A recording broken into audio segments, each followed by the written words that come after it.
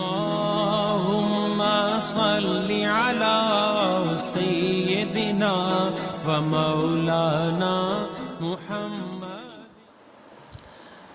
دوران نماز اگر وضو ٹوٹ جائے تو اب نمازی کیا کرے؟ تو اس میں یہ بات یاد رکھیے، چونکہ یہ مسائل ہر مومن کو ہر جماعت میں چونکہ شامل ہونا ہوتا ہے، تو ہر مومن کو، مسلمان کو، نمازی کو ان مسائل سے آگاہ رہنا اور ان کا سیکھنا فرض ہے۔ کیونکہ اگر نماز، روزہ اور جتنے بھی دینی معاملات ہیں، احکام شرعیہ ہیں، جو مسائل ہیں، ان کو اگر سیکھا نہ جائے اور نماز صحیح بھی پڑھی جائے تو آپ یاد رکھیے کہ اس صورت میں وہ نماز اگرچہ صحیح ہے لیکن وہ گناہگار ہوگا۔ گناہگار اس وجہ سے نہیں کہ اس نے نماز پڑھی ہے، بلکہ نماز پڑھنے سے تو یقیناً ثواب ملتا ہے اللہ کی بارگاہ سے۔ گناہگار یعنی گناہ اسے اس وجہ سے ہوگا، وہ گناہگار اس وجہ سے ہوگا اور اسے گناہ اس وجہ سے ملے گا کہ اس نے جو اللہ رب ذوالجلال کی طرف سے اور نبی پاک علیہ الصلوۃ والسلام کا جو فرمان ہے کہ طلب العلم فریضۃ علی کل مسلم، کہ علم کا سیکھنا ہر مومن مسلمان پر، یعنی مسلمان مرد و عورت پر، مومن پر اور مومنہ پر فرض ہے۔ تو لہٰذا جب علم نہ سیکھا تو اس قول پہ، اس مبارک فرمان پہ، حدیث مبارک پہ عمل نہ ہوا، تو اس نہ سیکھنے پر، اس عمل نہ کرنے پر اس وجہ سے وہ گناہگار ہوگا اور مرتکب گناہ ہوگا۔ تو لہٰذا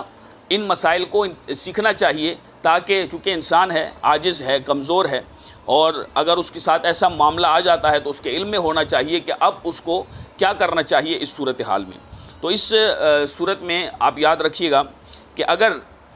نمازی امام کے پیچھے نماز پڑھ رہا ہے، یعنی اقتداء کر رہا ہے اور مقتدی ہے، تو اس صورت میں اگر اس کا وضو ٹوٹ جائے، خون نکل آئے، یا ما خرج من السبیلین، کچھ بھی ایسا معاملہ ہو جائے جس سے اس کی، یعنی اگر ریح خارج ہو گئی ہے، یا اس کا خون یا پیپ وغیرہ نکل آئے ہیں، یا وہ ہنس پڑا ہے، کیونکہ ہنسنے سے بھی نماز ٹوٹ جاتی ہے اور وضو بھی ٹوٹ جاتا ہے نماز کے اندر،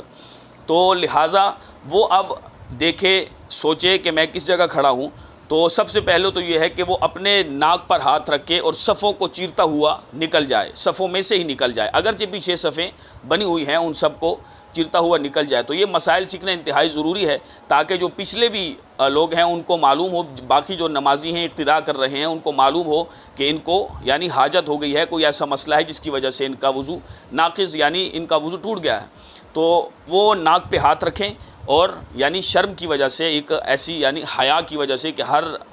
انسان میں فطری حیا اللہ رب ذوالجلال نے رکھی ہے، تو وہ اپنے ناک پہ ہاتھ رکھ کے، جب ناک پہ ہاتھ رکھے گا تو اس سے وہ صفوں کو چیرتا ہوا نکل جائے اور جا کے وضو کرے، اور جہاں سے اس نے نماز چھوڑی تھی وہیں سے نماز پڑھے۔ اگر امام صاحب نے نماز یعنی مکمل کر لی ہے تو جہاں سے انہوں نے نماز چھوڑی تھی وہیں سے نماز، باقی نماز کو وضو کرنے کے بعد مکمل کر لیں۔ لیکن اگر نئے سرے سے دوبارہ سے پڑھیں گے اس نماز کو تو یہ افضل ہے، اس میں زیادہ ثواب اور فضیلت ہے۔ ایک تو یہ ہے کہ یعنی وہ صفوں کے بیچ میں سے نکل آئیں، دوسرا یہ بھی طریقہ ہے کہ وہ کسی کنارے کی طرف چلے جائیں، باقی جو ان کے ساتھ نمازی کھڑے ہیں تو وہ کنارے کی طرف سے ہو کے، یعنی کنارے کی طرف جا کے صف کی کسی ایک سائیڈ پہ، یعنی دونوں جوانب میں سے، دونوں سائیڈوں میں سے، اطراف میں سے کسی ایک طرف اور ایک سائیڈ پہ چلا جائے، اور اس میں سے پھر باقی جو ہے وہ پیچھے راستہ نکال کے اپنے لیے تو ان صفوں کو یا چیرتا ہوا ہے جیسے بھی ممکن ہو وضو کے لیے چلا جائے، اور اس صورت میں وہ جا کے وضو کرے۔ باقی جتنی بھی اس کی نماز رہ گئی ہے، نماز کے بعد وہیں سے اس کو شروع کر سکتا ہے، لیکن افضل یہ ہے کہ اس کو اثر نو اگر شروع کر لے تو اس کے لیے زیادہ فضیلت ہے، زیادہ اس میں ثواب ہے۔ اللہم صل علی سیدنا و مولانا محمد۔